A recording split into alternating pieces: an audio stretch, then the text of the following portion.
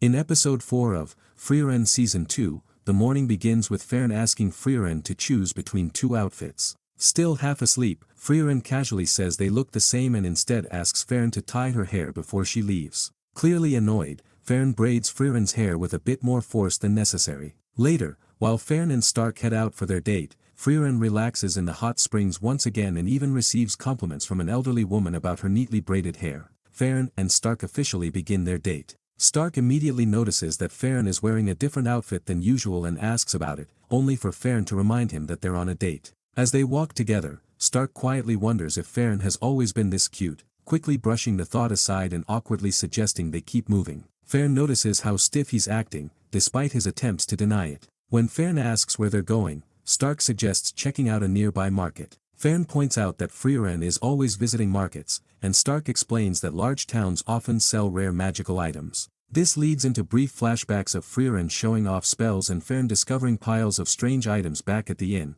including one moment where Frieren had fallen asleep beneath them. Both agree that Frieren's obsession with magic is a little frightening. A short montage follows of Fern and Stark browsing the market before stopping at a jewelry stand. Fern mentions a couple's discount on a necklace, prompting Stark to comment bluntly on how economical dating can be. They soon move on, deciding to explore more of the town together. Another montage shows the pair enjoying snacks, sharing a meal, and visiting a statue of Hero Himmel before reaching the elevated viewpoint Frieren once showed Stark. Looking out over the city, Fern notes how Himmel statues seem to exist everywhere. Stark recalls Frieren saying there are over 100 different poses of Himmel. As Fern quietly admires the peaceful scenery, Stark asks if she's not enjoying the date. Fern denies it, but Stark points out that she hasn't smiled once. Fern admits that while the places they visited were nice, it felt like Stark hadn't chosen them himself. Stark apologizes and confesses that Frieren picked the locations because he wanted Fern to be happy on their first date. Though initially disappointed, Fern reassures him that she's happy anyway, appreciating his thoughtfulness more than anything else. Sitting together on a bench,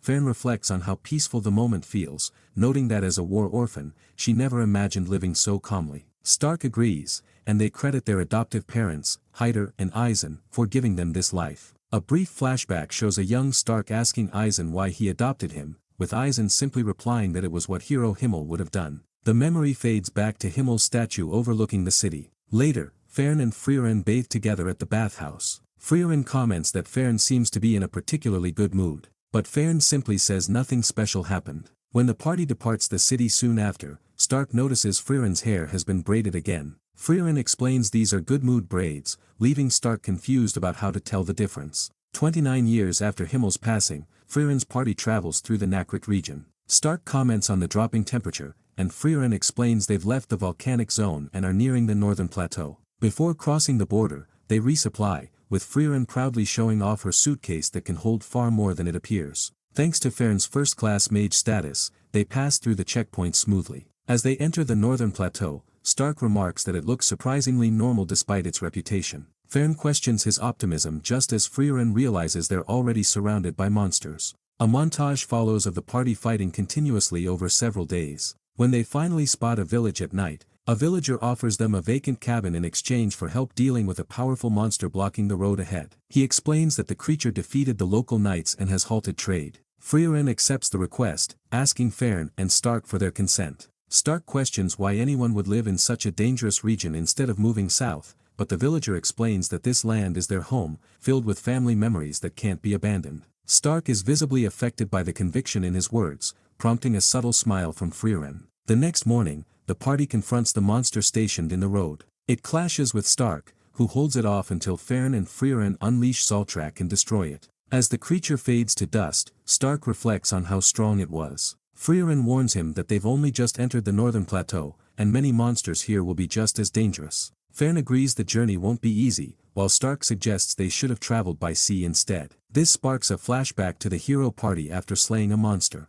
Eisen and Hyder comment on how dangerous it was, while Frieren echoes Stark's earlier complaint about taking the sea route. Himmel counters that this danger is exactly why they're there, to protect the people who call the northern plateau home, not just their own lands. Back in the present, Frieren reminds Stark that many people live in the northern plateau and depend on protection. Stark smiles in understanding, and Fern encourages them to keep doing their best. As Frieren and Fern walk ahead, Frieren notices Stark lagging behind, admits his knees gave out. And that's it for this episode. Stay tuned for more. Thanks for watching.